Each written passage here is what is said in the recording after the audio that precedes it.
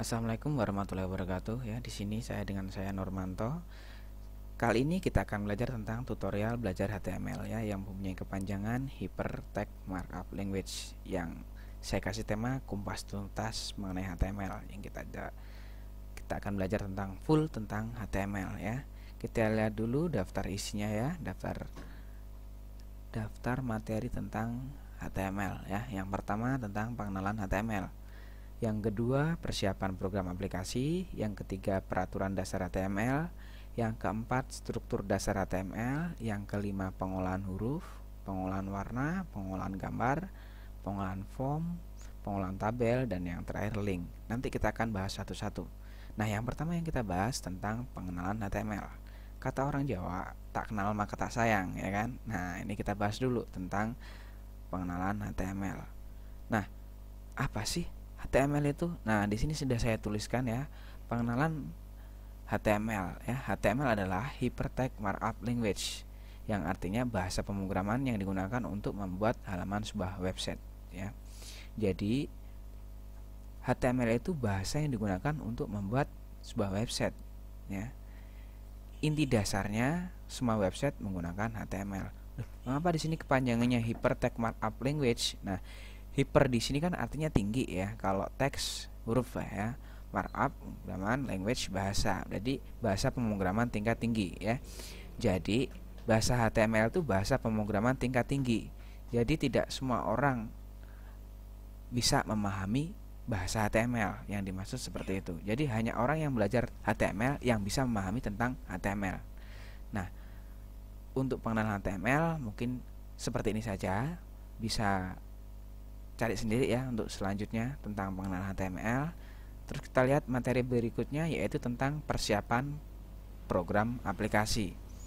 Persiapan program aplikasi. Nah, program aplikasi apa sih yang digunakan untuk bahasa HTML?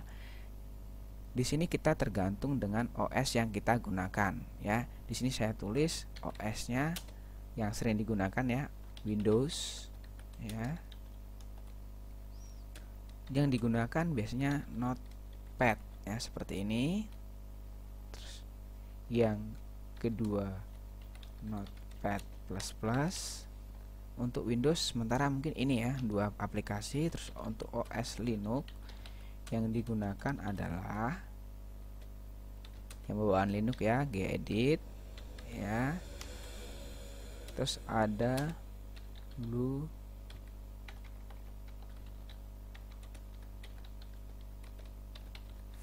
ya, Bluefish editor. Nah, seperti ini. Kali ini kita akan membahas tentang program aplikasi ya. OS-nya Windows sama OS Linux. Nah, untuk OS yang lain bisa ngikutilah ya. OS Windows di sini kita menggunakan Notepad atau Notepad++. Kalau Notepad ini sudah bawaan dari instalasi Windows. Kalau Notepad++ kita bisa download programnya ya. Kita bisa menambahkan program aplikasi sendiri kalau Notepad++ ya. Kalau untuk OS Linux, untuk gedit ini sudah bawaan instalasi standar di Linux. Kalau Bluefish editor bawaan ya. Sampelnya Notepad++ kita buka seperti ini ya, bisa masuk start, program ya, aksesoris Notepad++. Kita buka program aplikasinya, contohnya seperti ini ya. Nah, nanti yang akan kita gunakan program aplikasinya seperti ini. Ya, untuk materi program aplikasi mungkin semuanya sudah paham ya, sudah ngerti ya kan, persiapannya sudah. Nah, sekarang kita menginjak ke materi berikutnya ya. Di sini tentang peraturan dasar HTML. Nah, HTML pun punya peraturan yang fungsinya agar bahasa yang digunakan dalam penulisannya bisa bagus atau standar ya. Nah, di sini akan kita tentang aturan dasar HTML ya. Yang pertama, setiap tag HTML harus diapit dengan tanda lebih kecil dan lebih besar. Nah, seperti ini. Terus peraturan yang kedua, tulisan yang digunakan dapat menggunakan huruf kecil atau huruf besar. Jadi huruf yang digunakan dalam bahasa pemrograman HTML tidak memperdulikan huruf besar atau huruf kecil ya. Terus yang ketiga, tag atau kode harus berpasangan yang diawali dengan buka kurung seperti ini dan diakhiri dengan tutup kurung seperti ini. Oke, ngerti ya? Sampelnya akan saya tuliskan di sini ya, untuk sampel penulisannya ya. di sini ada semisal HTML seperti ini kan. Nah, sini tutupnya juga seperti ini. Nah, seperti ini. Semisal masih saya isi titik-titik seperti ini. Ini contohnya ya. Saya kasih contoh untuk penulisan tentang tag HTML. Oke, untuk aturan dasar HTML mungkin sudah pada ngerti ya. Kita lanjut. Nah, di sini tentang struktur dasar HTML. Nah, materi berikutnya tentang struktur dasar HTML. Apa sih strukturnya HTML itu? Nah, HTML juga punya struktur. Yang strukturnya fungsinya untuk mengurutkan ya bahasa-bahasa programnya agar bisa bagus lah ya. Nah, bisa dibilang bisa struktural lah. Layaknya organisasi, kalau nggak ada strukturnya pasti kacau balau. HTML pun seperti itu, ya kan? Nah, strukturnya untuk HTML yang pertama HTML sendiri. Nah, ini. Terus yang kedua head. Yang ketiga title. Yang keempat body. Nah, ada 4 struktur HTML di sini ya. Nah, ini strukturnya yang wajib kita ketahui adalah 4 struktur ini. Yang pertama HTML ya, terus head, terus title, terus body. Nah, apa sih HTML di sini, fungsinya untuk apa ya kan? Kita harus pelajari dulu ya tentang HTML di sini. Nah, HTML di sini fungsinya sebagai tanda awal pembuka dokumen. Namanya kita kan belajar HTML. Nah, kode pembukanya adalah HTML. Terus yang kedua di sini ada head. Apa fungsi head di sini ya? Fungsi head di sini sebagai informasi page header ya.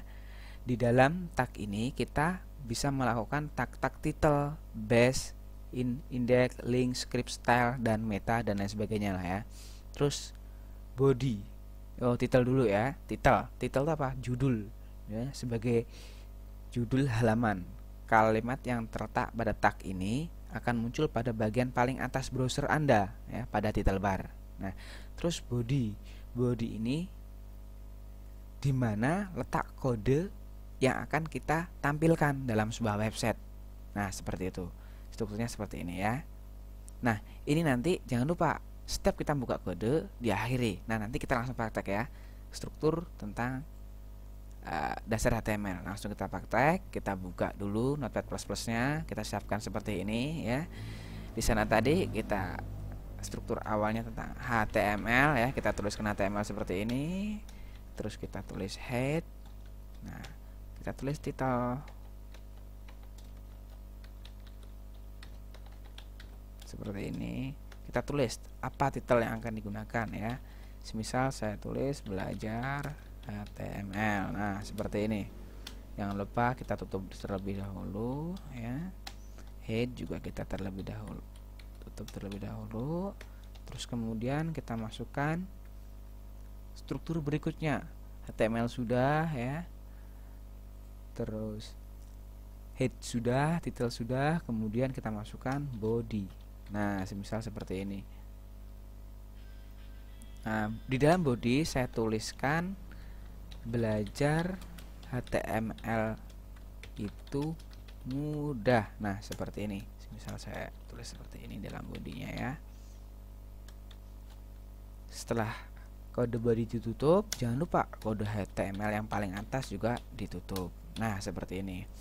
Setelah semuanya selesai ya, kita cek dulu tutup-tutupnya sudah benar ya. Title kita tutup. Oh, titelnya kita belum tutup. Nah kan. Nah, title, oh ini salah ini ya. Kita tutup dengan title seperti ini. Title ya. Terus head benar. Kita tutup, body kita buat, kita tutup HTML. Nah, kalau udah kita save dengan cara file, save as ya. Kita save di My Dokumen saja dengan file belajar seperti ini, belajar. Nah, seperti ini kita save terlebih dahulu ya. Jangan lupa titik HTML, yang mana titik HTML ini adalah ekstensi dari file itu sendiri, yang mana ekstensinya adalah HTML ya. Kita save terlebih dahulu. Nah, langsung kita buka Mozilla Firefox ya. Mozilla Firefox kita buka di sini. Terus kita buka file ya, open file ya. Di sini kita buka file namanya belajar di sini ya. Terus kita buka open. Nah, di sini sudah ada yang namanya belajar ya, belajar HTML. Di sini tadi title. Kita lihat kodenya ulang lagi ya. Kita sampaikan di sini. Kita kecilkan terlebih dahulu ya, kita lihat. Nah, di sini ada title belajar HTML. Kita lihat di sini bagian sini. Belajar HTML sama kan ya? Terus di dalam body kita tulis belajar HTML itu mudah.